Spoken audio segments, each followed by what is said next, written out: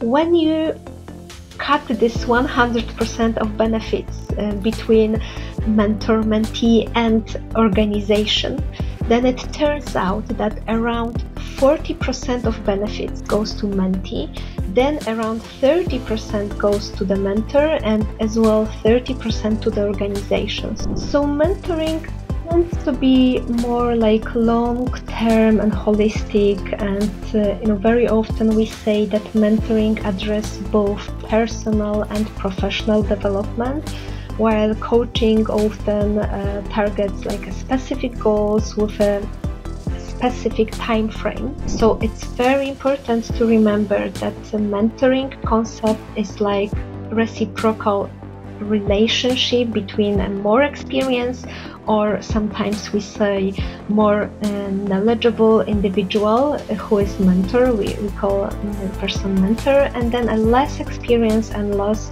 knowledgeable individual who is a mentee. So career consultation is very often like a 1 or 2 meetings, and during career consultation we concentrate on a specific career-related matters, such as, for example, job searching, resume writing, or preparing for interview. We are born with self-confidence. Sometimes we receive it from our parents, or sometimes we need a mentor who will help us with this,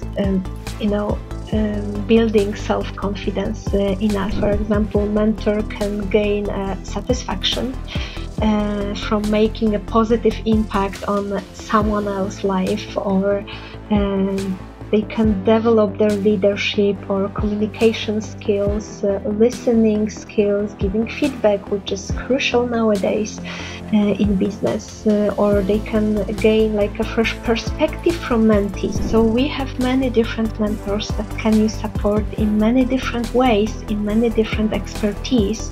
So the possibilities are wise, but be sure that thanks to this program, you will find someone that will be by your side, someone that can guide you, someone that can support you, and someone that can listen to you and provide you with a feedback.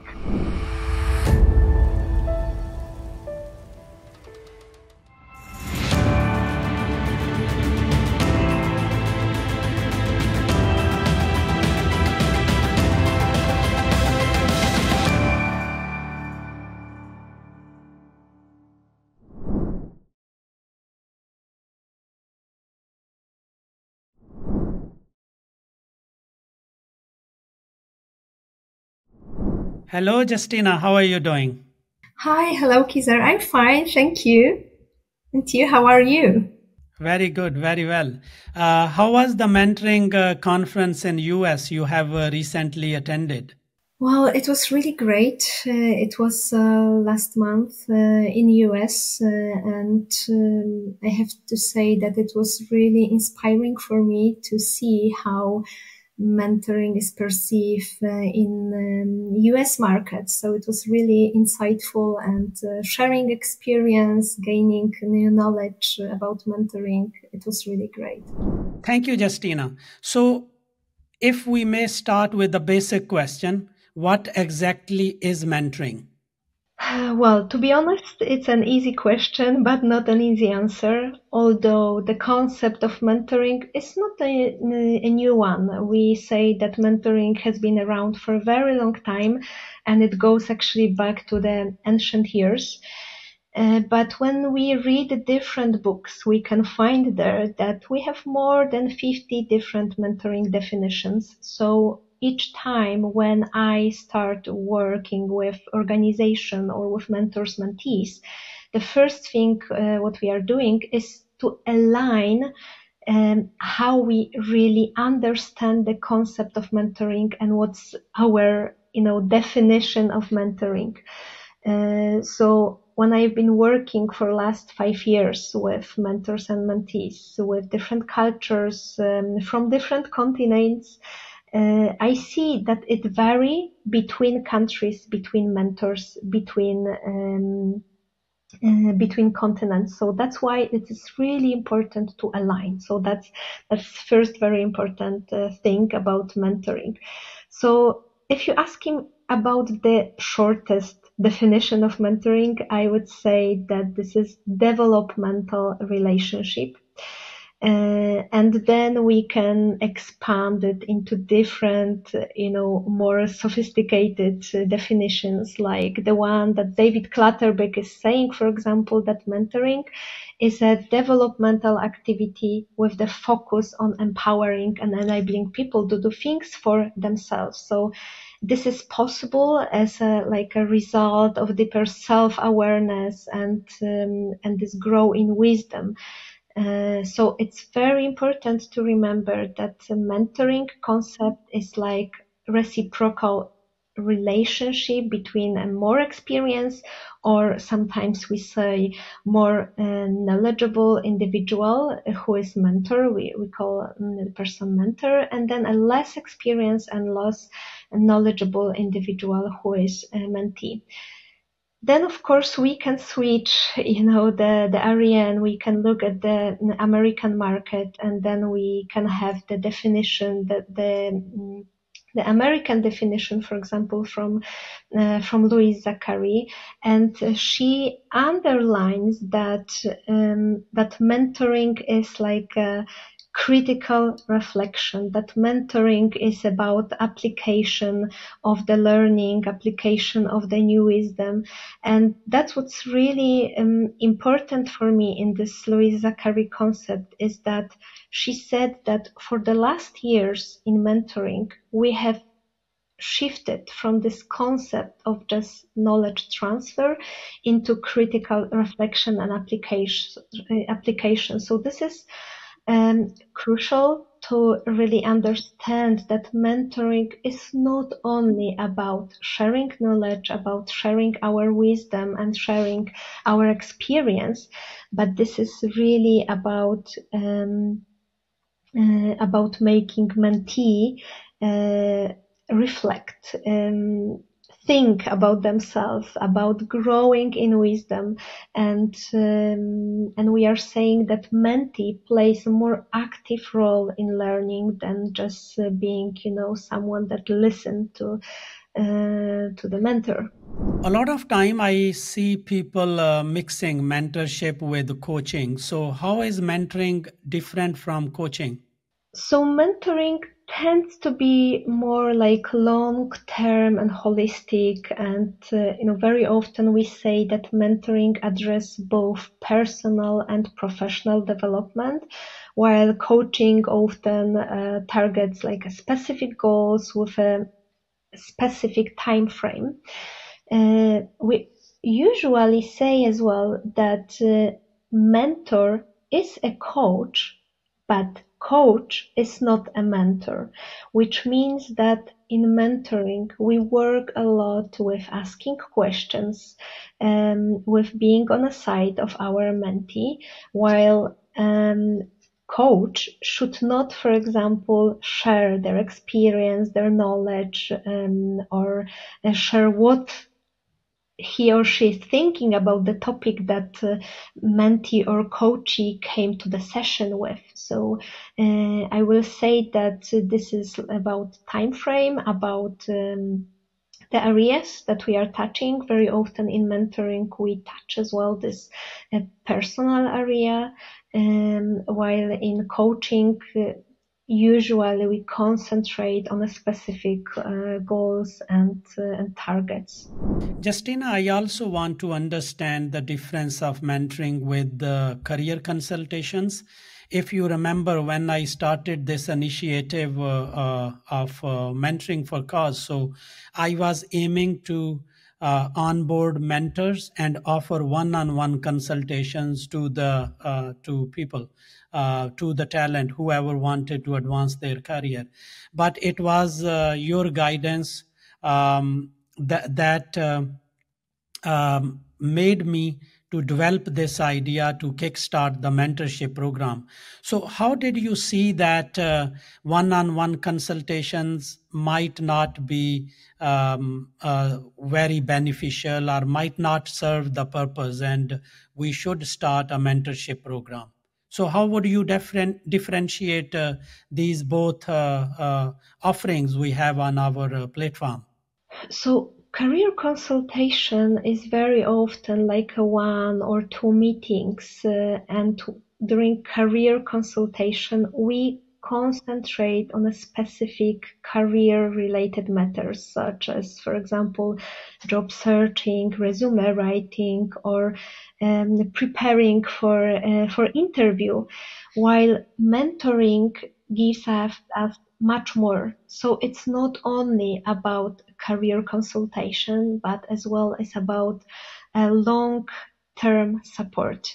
It's like ongoing support and guidance from mentors. So it can last for 6 or 12 months. So it's much longer.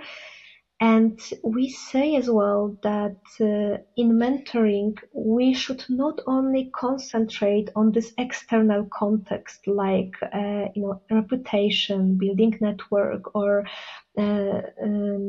career path, but also in mentoring, we want to concentrate on this internal context. For example, like personal values, what are your strengths, weaknesses? What about your self-confidence? What is your purpose in life? How would you define your skills? What are your personality? What is your experience? So we bring much more into this mentoring table than to the career consultation table. So that's how I will differentiate. I have personally experienced the benefits of mentoring. I have a first-hand experience.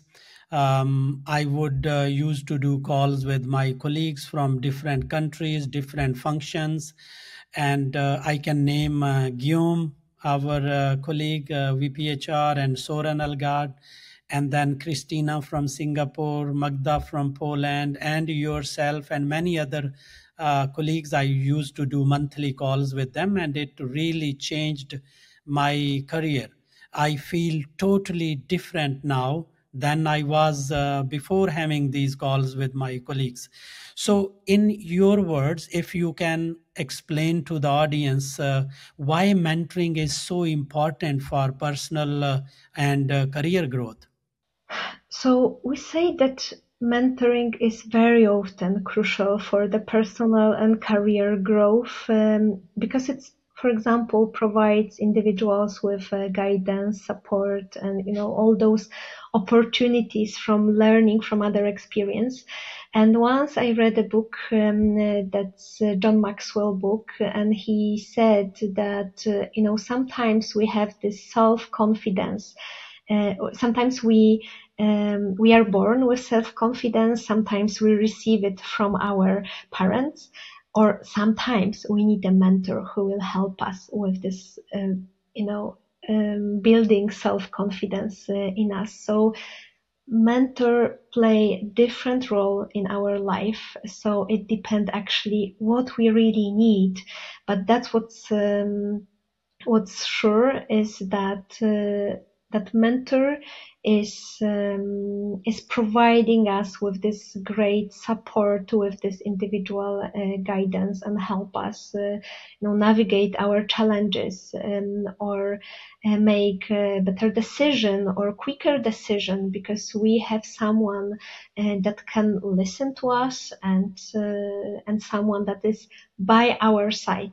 So once I ask our mentors and mentees what's like the most important activity in mentoring, and mentees told me that the most important during mentoring for me was that I had someone that was listening to me, and I had someone that gave me feedback. So mentoring is this relationship that give you possibilities of having someone who will listen to you and give you feedback, and based on that you can you can develop much quicker. So when we will reach out to different studies, for example, to Microsoft, Sun Microsoft companies. Microsoft company did different research about their mentoring processes. So they did for years mentoring processes inside of their organization, and then they actually proved that those who are mentees, they are being promoted even 6 times more often than those who are not joining the mentoring processes. So all those numbers are showing me that this is really a great concept, and encourage me to really have a mentor for my career growth and my personal development. A lot of time I hear that there are coaches who do the sessions against a fee, paid coaching session. And please forgive my ignorance. I don't know if there are mentors also who does this commercial activity.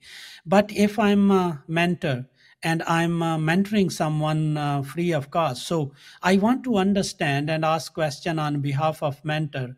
What is there for me as a mentor? What do I get from this relationship, from these meetings, sessions?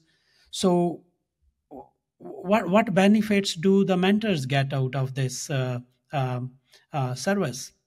So you're right that most of the mentoring processes are not giving like additional, let's call it money benefit for mentors. So usually it's like a voluntary activities, although you can find, of course, paid mentors on the market, but usually it's like a voluntary activity. And actually, when I work with companies, they are asking me, how could I convince my employee to become a mentor? Because it's like additional activity. We don't want to pay more for that. So how we can convince our employee to become a mentor? So then I tell them that, well, it's really important to ask those employees what's important for them. So what are their values? What they are thinking about being a mentor? What are the positive aspects of being a mentor for themselves? So sometimes we can hear that, for example, mentor can gain satisfaction from making a positive impact on someone else's life, or they can develop their leadership or communication skills, listening skills, giving feedback, which is crucial nowadays in business, or they can gain like a fresh perspective from mentees. So it's not only like a one side sharing, it's always two sides that benefit from it. And actually David Clutterbeck did studies around it, and he proves that when you cut this 100% of benefits between mentor-mentee and organization, then it turns out that around 40% of benefits goes to mentee, then around 30% goes to the mentor, and as well 30% to the organization. So of course it may vary between different processes, but to me it shows that mentors benefits a lot from it. And this is our role as well, to show it to them before they join the process. So very often we discuss it during the training, that this is not just mentee who is gaining, the whole cake from the process, but as well mentors are developing through the process as well. What are the some of key qualities of a good mentor? We a lot of time hear that certified coach. There are a lot of certification programs for coaches, but again, forgive my ignorance. I don't know if there is anything for mentors to be a good mentor. But in your words, what are some of the good qualities of a good mentor? Well, so in those certification, we can find a lot of information. For example, in EMCC, that's a international but mainly European organization that certifies both coaches and mentors. They have like 8 mentors competences. So then we have International Mentoring Association. So the competences that we mention may vary between the organization, but we say that it starts. The most important is the self-understanding, the self-reflection is the most important when you want to become a mentor.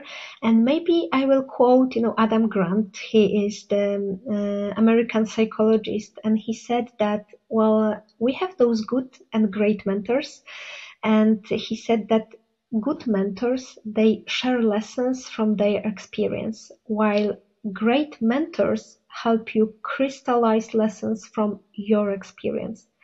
Good mentors give useful answers, while great mentors help you ask better questions.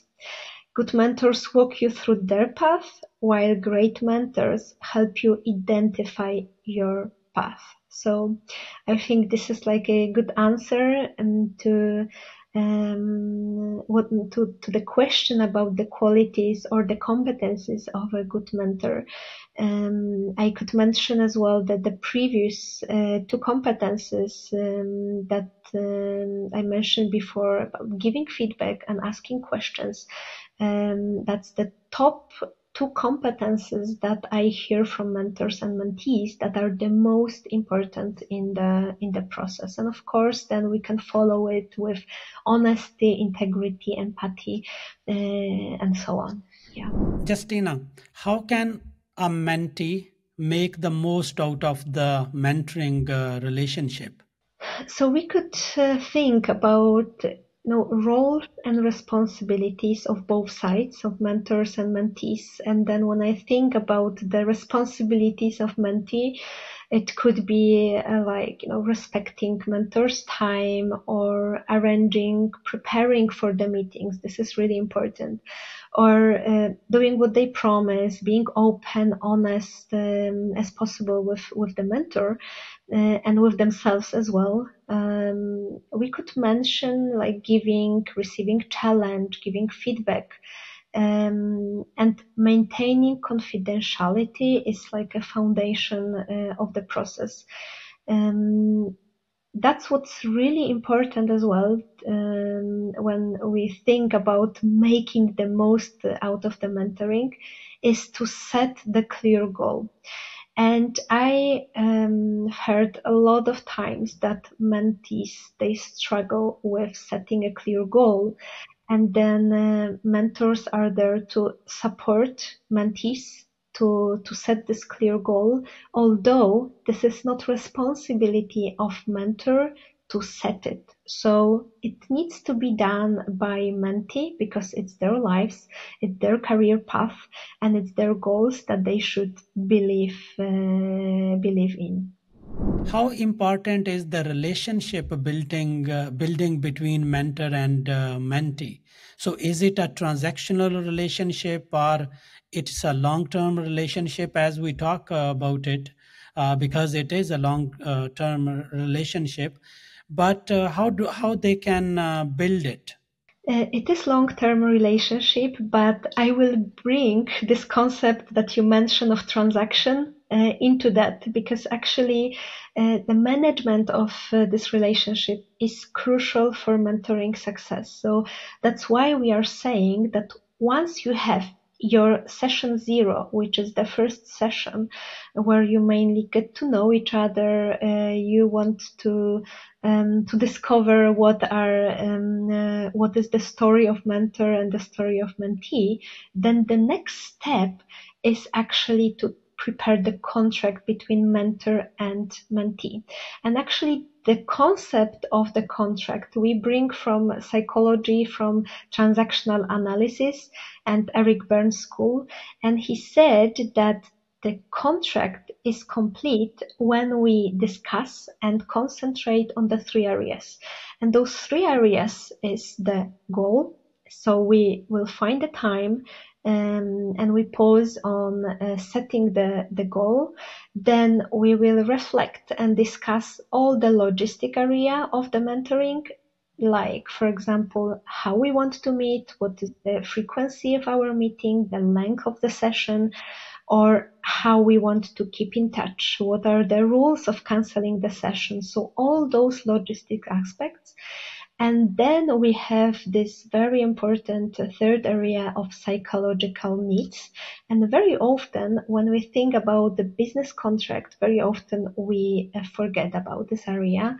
It is important in mentoring process to discuss the psychological need of both sides. So like, for example, what does it mean for us to be open in this process, or that we don't want to judge each other, or that the confidentiality is like the basic that we want to really keep, that, for example, nothing that is in this process will not go beyond our relationship. And then very important aspect of mentoring is freedom, because mentoring is voluntary relationship, so freedom is crucial in it. Justyna, how this mentoring relationship can be structured so it becomes very beneficial for both mentors and mentees. Can you share some practical steps to follow? So first, very important structure is the contract that I mentioned, because in the contract you have, for example, a clear goal. You should have this clear goal in mentoring process. So our relationship should be structured around this clear goal, around the expectation, around the regular communication or feedback session that we want to have, for example, at the end of our session, or how flexible we want to be in our evolving needs, because we are saying that this concept of contracting is flexible. So once our needs are evolving, then we should evolve the structure of our contract as well. So another concept of the structure could be like the discussion around the balance between the guidance and autonomy for the mentee, how much we want to bring this guidance and this autonomy, and to make sure that both sides understand the concept in the same way.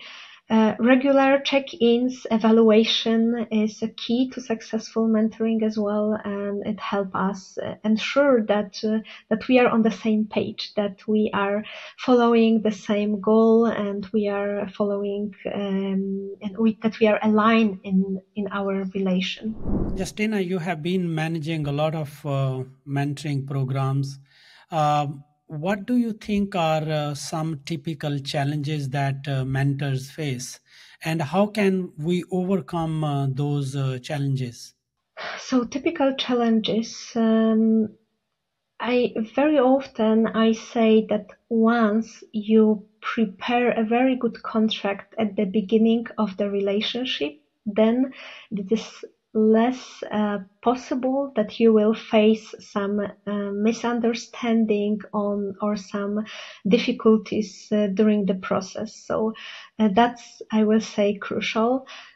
Once you will face some difficult situation, then very often we come back to the contract. So to this our basic and ground rules that we set at the beginning. But it might happen that we can have like a lack of progress toward goals, or we can have like frequent misunderstanding or conflict, or this lack of trust or mutual respect between mentor and mentees. But this happen really rarely. So this is not a very frequent situation.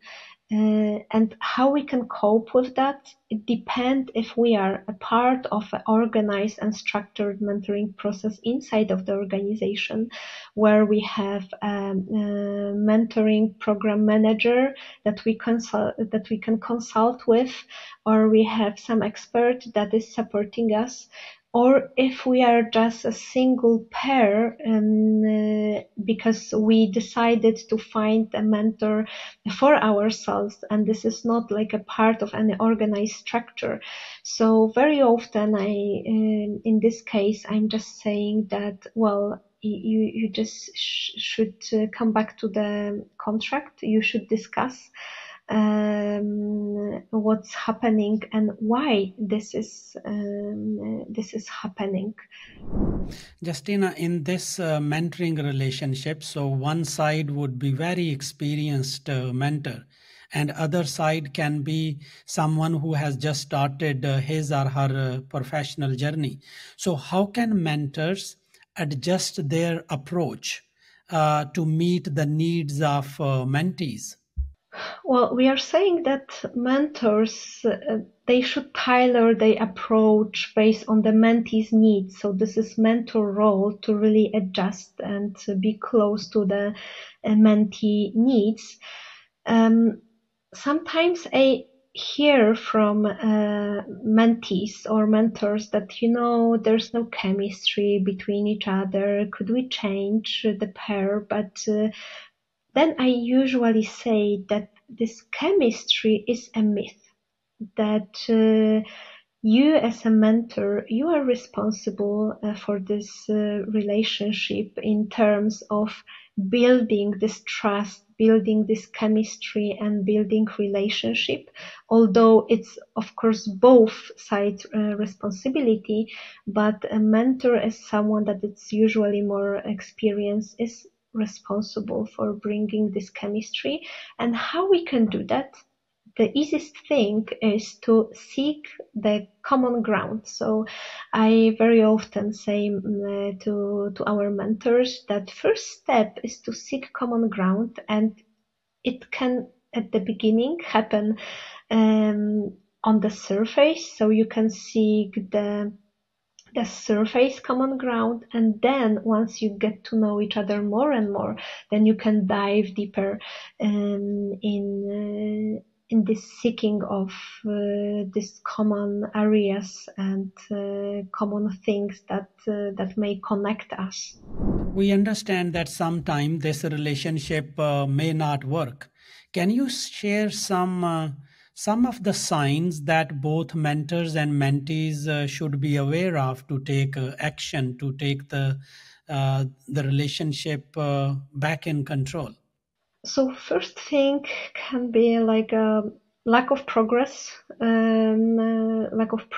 towards goals or conflicts that may appear during the process. So those I would call the red flags that may be signs for us that, okay, maybe we need to pause or step back and think whether our contract was done in a proper way, or we have some kind of misunderstanding between each other. So those are the signs that can be like a red flag to us. Justina, what advice would you give to someone who's looking for a mentor? Is it good to find a mentor within the organization or outside of the organizations? So the most important thing is don't be afraid to ask. So that's the main advice, because it's not that common that someone is asking someone else for being their mentors. And usually I say to future mentee that, the good thing is that once you decide which area you want to develop in, and what are the experts in this area. For example, what are the experts from this area that you can find on a LinkedIn or in some other platform. Then prepare a couple of questions for the person, and then reach out to them and settle like a first session with the specific questions, because very often when you reach out to someone that you don't know completely and you just ask, would you like to be my mentor? Very often we can say, sorry, I don't have time, or I don't know if I'm good enough to be a mentor. So make it step by step.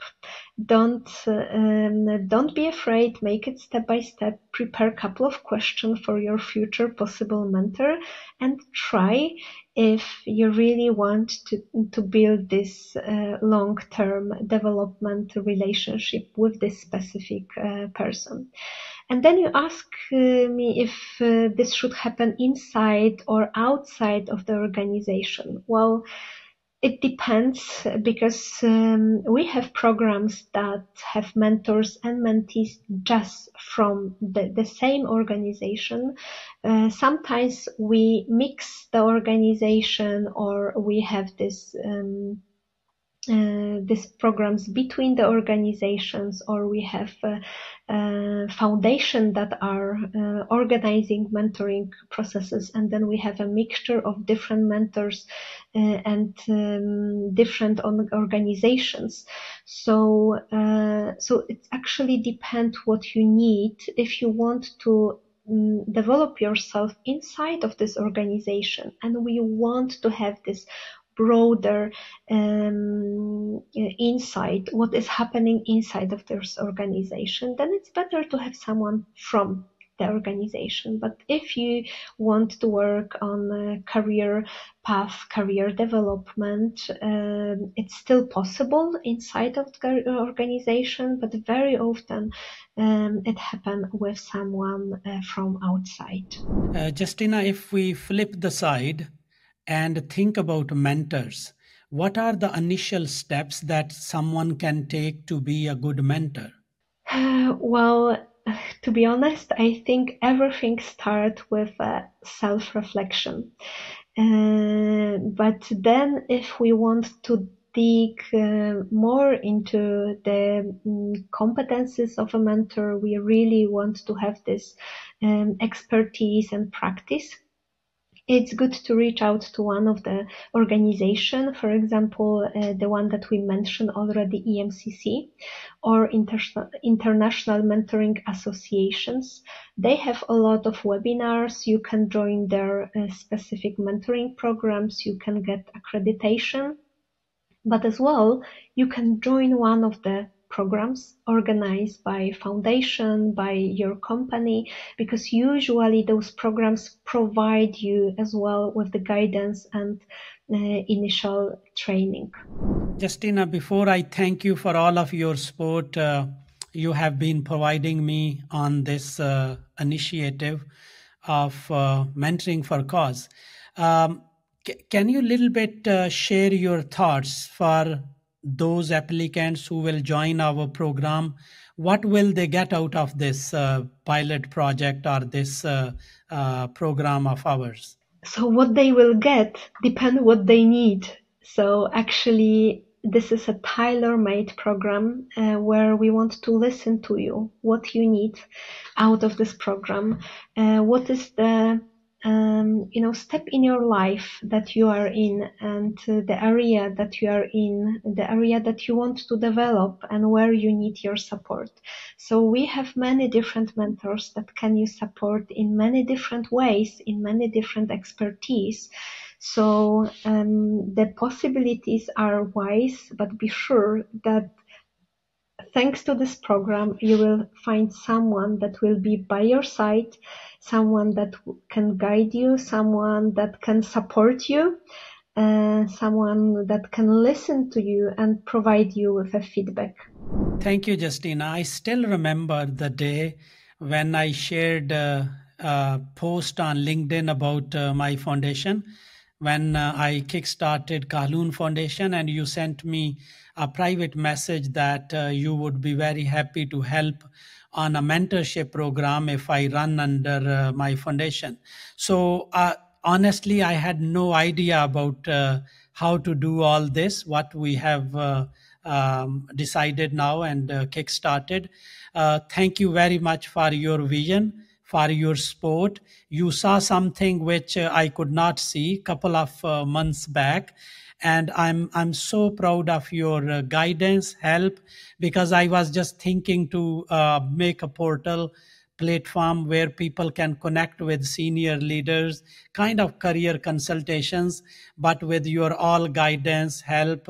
I'm very proud of this initiative we have kickstarted. So thank you very much from my side. Kizar, thank you very much. It really inspires me how much you are dedicated for the process and for the young people that you can support and offer them development. It's really amazing for me what you are doing and the foundation that you built. So I really appreciate that you invited me to this program and that we can build something together. So thank you very much. Thank you very much, Justyna. We will kickstart this as a project, pilot project, where I'm aiming to have 15 pairs, and but hopefully every year with the experience gained and interest received, we will surely scale it up. So thank you very much again. Thank you.